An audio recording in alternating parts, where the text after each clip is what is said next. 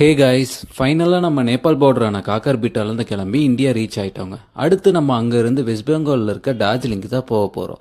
So இந்த journey பார்த்தீங்கன்னா டோட்டலாக 75 கிலோமீட்டர்ஸுங்க. மேலே வந்த கொஞ்ச தூரத்துலேயே வேறு லெவல் சீனரிங்க. அங்கே கொஞ்ச நேரம் டைம் ஸ்பெண்ட் பண்ணிவிட்டு குர்சியாங் போன டாய் ட்ரெயின் பார்க்கலான்னு சொன்னாங்க.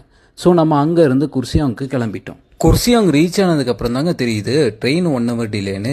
சரி, நீ என்னடா பண்ணுறதுன்னு யோசிச்சுட்டு இருக்கும்போது அந்த கேப்பில் தாங்க தமிழ் பேசுகிற ஒரு ஃப்ரெண்டை நம்ம மீட் பண்ணோம்.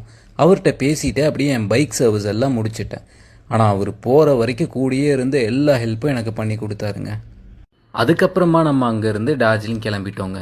யூஸ்வலாக இந்த ரூட்டில் தான் நிறைய டாய் ட்ரெயின் பாஸ் ஆகும்னு சொன்னாங்க. ஆனால் என் நேரத்துக்கு ஏற்ற மாதிரி ஒன்றுமே பார்க்க முடியலன்னு யோசிக்கும் போது தான் டார்ஜிலிங் ரீச் ஆகிறதுக்கு கொஞ்ச தூரத்துலேயே ஒரு ட்ரெயின் பாஸ் ஆச்சு. அதுக்கப்புறமா 2-3 ட்ரெயின் கூட பார்த்தாங்க.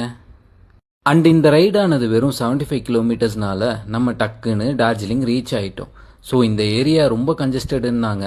பைக்கு பார்க்கிங் கிடைக்காம போயிருமோன்னு யோசிக்கும் போது தான் ஒரு ரூம் ஒன்று ஆன்லைனில் புக் பண்ணிட்டு நம்ம அங்கே போயிட்டோங்க. ஸோ இந்த ரைடு இன்னையோட முடிஞ்சு.